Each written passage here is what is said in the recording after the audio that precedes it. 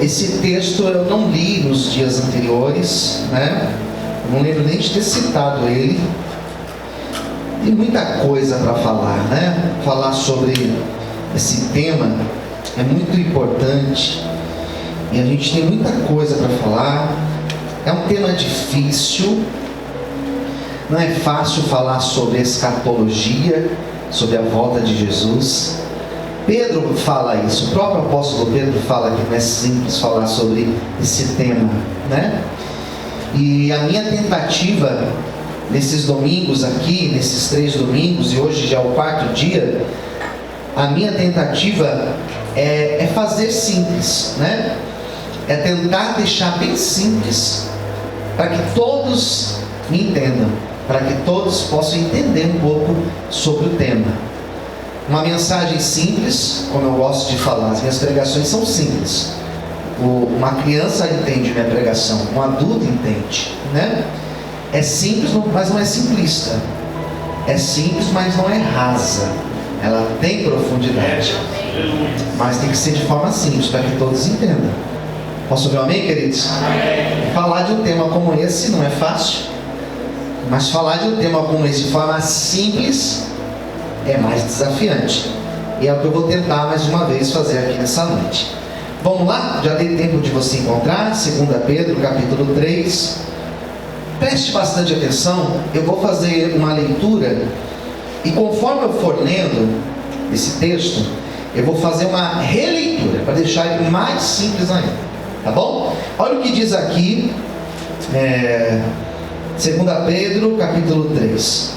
Amados, escrevo-vos agora esta segunda carta, em ambas as quais desperto com exortação o vosso ânimo sincero. Ou seja, Pedro já tinha escrito uma carta, essa já é a segunda carta que ele está escrevendo, para que os cristãos que fossem ler esta carta permanecessem animados na fé, com ânimo sincero.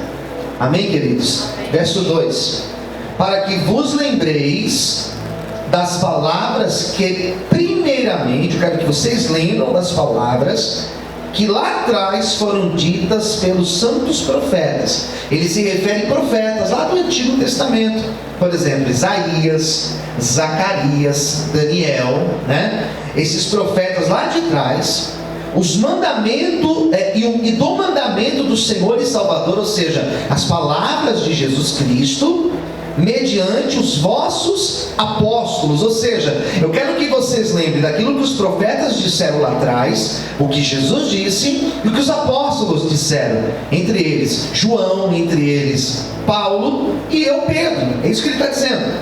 3.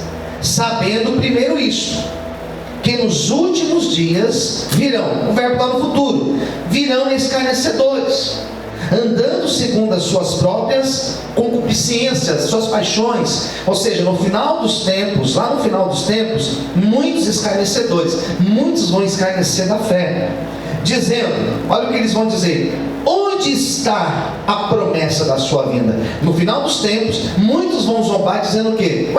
Cadê a promessa? Jesus não ia voltar? Por que Jesus não voltou ainda? Porque desde que os vossos pais dormiram, todas essas coisas permanecem como no princípio da criação. Eles voluntariamente ignoram isso, que pela palavra de Deus já desde a antiguidade existiram os céus e a terra, que foi tirada da água e no meio da água subsiste, pelas quais coisas pereceu o mundo, de então coberto com as águas do dilúvio. Mas os céus e a terra que agora existem, pela mesma palavra se reservam como um tesouro e se guardam para o fogo, até o dia, está em maiúsculo, está vendo? Até o dia do juízo e da perdição dos homens ímpios. Mas, amados, não os ignoreis uma coisa, que um dia para o Senhor, um dia é como se fosse o quê? Mais alto. Um dia é como se fosse 1000 anos. E 1000 anos como se fosse um dia. O Senhor não retarda a sua promessa, ainda que alguns a tenham por tardia, mas Ele é longânimo para convosco. Ou seja, por que Jesus não voltou ainda? Porque Ele é longânimo para convosco. Por que Ele não voltou ainda? Porque Ele não quer que alguns se percam, senão que todos venham arrepender-se. Por que Jesus não voltou ainda? Porque Ele quer que mais pessoas se convertam, se arrependam. Quem entendeu, diga amém. Mas o dia do Senhor virá. Pedro afirma: o dia do Senhor virá. Ele virá. E Ele virá como o ladrão de noite, no qual os céus passarão com grande estrondo, e os elementos ardendo se desfarão, e a terra e as obras que nela há se queimarão. Só até aqui, fecha os olhos. Senhor, fala conosco nesta noite. Abençoe esta palavra que será ministrada, nos dê um perfeito entendimento e nos ensina a compreender aquilo que o Senhor tem para as nossas vidas. Graças te damos, em nome de Jesus. Amém. Você pode aplaudir Jesus bem forte? Glória a Deus. Amém. Glória a Deus. Bom, foram 3 domingos que eu falei sobre tudo isso. Foram 3 domingos que vocês viram eu explicando todo esse quadro aqui. 3 domingos explicando isso. Pelo incrível que pareça, não é o suficiente. Não é. Acaba o culto, tem gente que vem aqui na frente falar comigo: pastor, mas aquilo que o pastor falou, será que como que vai ser, né?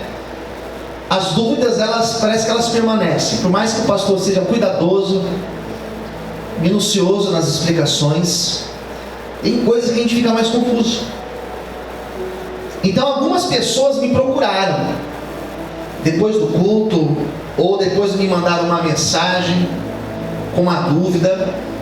Algumas eu já expliquei. Quando eu faço ministrações assim, eu gosto de abrir para perguntas. Aqui tem uma dúvida, né? Alguém levanta a mão e eu já respondo na hora. Mas no culto não dá para fazer isso, senão o culto ficaria aqui muito, muito extenso. Então hoje a minha tentativa é explicar, passar aqui, explicar algo rápido sobre isso daqui e esclarecer algumas dúvidas que algumas pessoas me disseram. Se você me procurou e me fez uma pergunta, você vai ver que eu vou falar lá agora. E se você não me perguntou nada, vai ficar com a dúvida, né? Espero que na pregação te esclareça. Mas é um assunto difícil, não é tão simples. Por quê? Porque existe muita confusão. Uma das coisas que eu expliquei hoje cedo, porque de tanta confusão, eu quando explico esse quadro, eu dividi ele em 3 dias, em três blocos.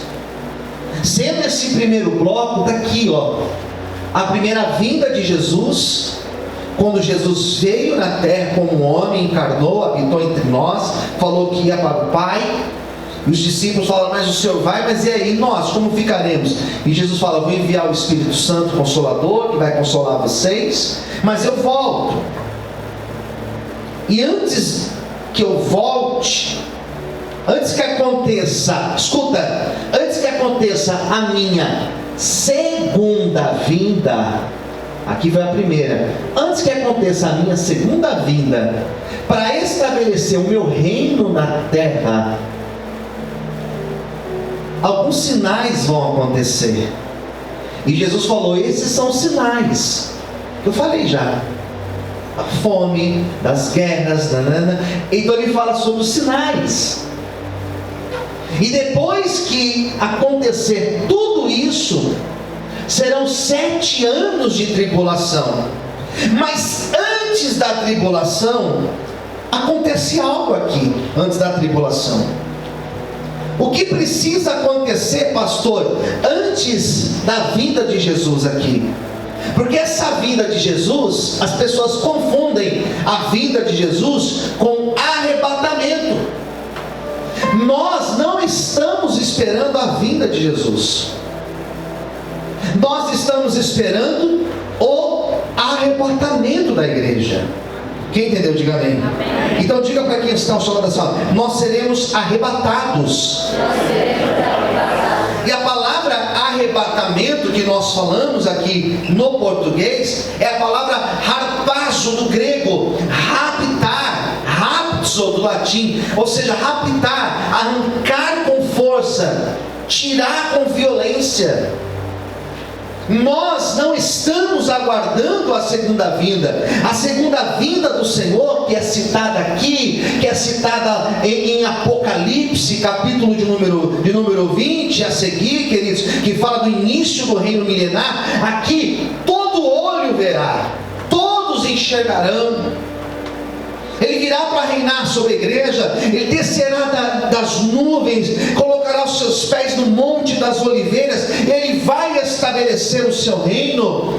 Não é isso que a Bíblia fala que vai acontecer aqui, aqui antes, porque aqui é o arrebatamento da igreja. O que Pedro está citando aqui, o que Pedro cita é arrebatamento da igreja. E ele fala que o arrebatamento, ele não vai acontecer desta forma aqui, todo mundo vendo, todo mundo ouvindo. Não. Ele fala que o arrebatamento, ele vai acontecer como um ladrão. Posso ouvir amém, queridos? É como um ladrão que vem e rapidamente leva o que ele quer levar. O exemplo que eu citei hoje cedo foi o exemplo que aconteceu conosco lá em casa, eu e minha esposa. Um certo dia nós estávamos em casa, não sei se foi esse ano, foi ano passado, está passando tão rápido o tempo, né? E foi esse ano passado. Nós estávamos em casa e a minha esposa, nossa garagem cabe os 2 carros, né? E a minha esposa deixou o carro dela na rua, ela ia sair, eu acredito que ela ia sair, ia fazer alguma coisa, e no final do dia anoiteceu e de repente o rapaz parou um carro no lado e levou o step do carro. E nós foi muito rápido. Quando a minha esposa foi sair, ela viu que o carro, alguém tinha mexido no carro. E quando a gente foi dar uma olhada, viu que o step tinha ido embora. E o vizinho tem uma câmera bem de frente. Ele pegou a filmagem. 20 segundos, acho que nem isso. O rapaz parou o carro, abriu o carro, desligou o alarme do carro, abriu o porta-mala, desosqueou o step, arrancou o step, fechou o porta-mala e entrou no outro carro em 20 segundos. Parecia um pit stop de Fórmula 1. Aí vai embora, muito rápido. O que o texto fala aqui sobre o arrebatamento vai ser rápido. E quem Jesus vai arrebatar?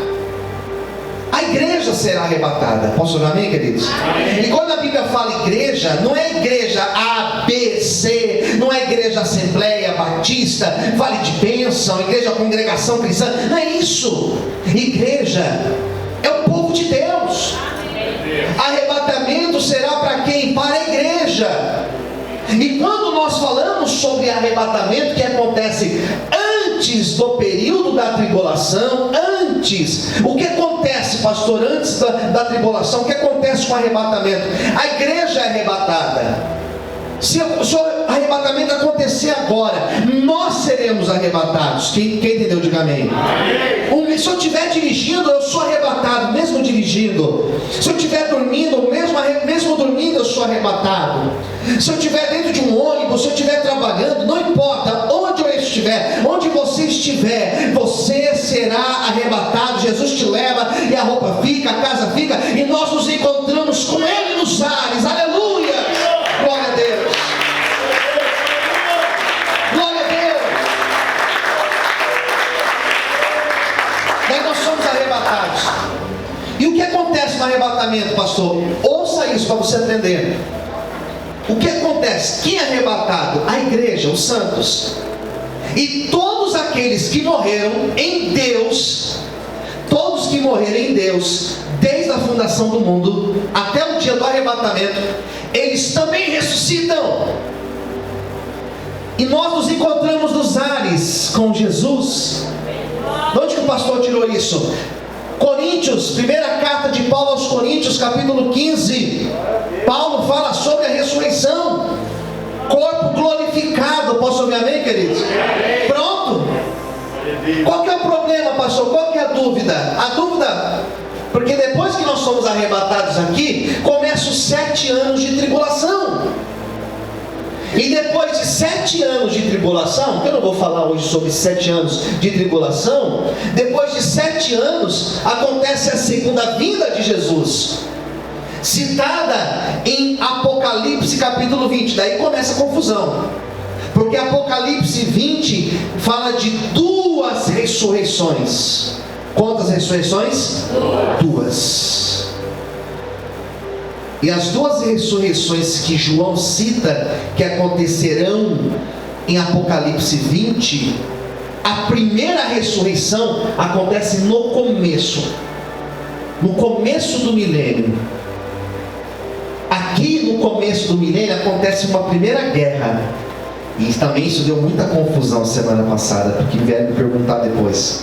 A primeira guerra se chama Guerra do Armagedon. E a Guerra do Armagedon, o diabo será preso por 1000 anos. Quem entendeu, diga amém. Aqui acontece a primeira batalha e o diabo é preso.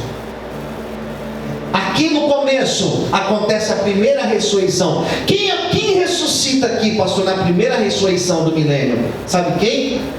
Os santos que morreram durante esses 7 anos de tribulação.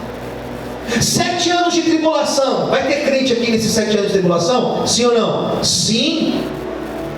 Vai ter crente mais ou menos se convertendo durante 7 anos de tribulação? Sim ou não? Sim. Vai ter judeus se convertendo a Cristo, ao Messias verdadeiro, durante 7 anos de tribulação? Sim ou não? Sim. Sim ou não, igreja? Sim. E nesses 7 anos eles serão perseguidos? Sim. Serão mortos? Sim. Serão martirizados? Sim. Não vão receber a marca da besta na sua mão, nem na sua testa? Sim. Então eles morrem durante os 7 anos de tribulação. E quando começar o milênio aqui, esses santos da tribulação, eles serão ressuscitados também. Quem entendeu, diga amém. É a primeira ressurreição. Serão ressuscitados os mártires da tribulação. E nós, onde que nós estaremos, pastor? Nós estaremos aqui, nas nuvens, descendo com Jesus, para reinar com Jesus na terra por 1000 anos. Você pode dar uma glória a Deus? Aleluia! Glória a Deus! Olha aí como está ficando mais simples. Glória a Deus. Essa é a primeira ressurreição. O diabo está preso, batalha do Armagedon, o diabo foi preso. 1000 anos, nós estaremos reinando com Cristo. Aqueles que ressuscitaram da primeira ressurreição estarão aqui também com Cristo. Depois de 1000 anos, Satanás é solto. E aqui acontece a segunda batalha, que eu falei semana passada, Gog e Magog. Tem gente que nunca tinha ouvido falar de Gog e Magog, achava que era a mesma coisa. É a segunda batalha, quando o diabo é destruído de forma definitiva, condenado e julgado no inferno. Aqui é o inferno, aqui embaixo. Quem entendeu, diga amém. Aqui acontece a segunda ressurreição. E quem ressuscita na segunda ressurreição? Todos os homens, todos os humanos, desde a fundação do mundo.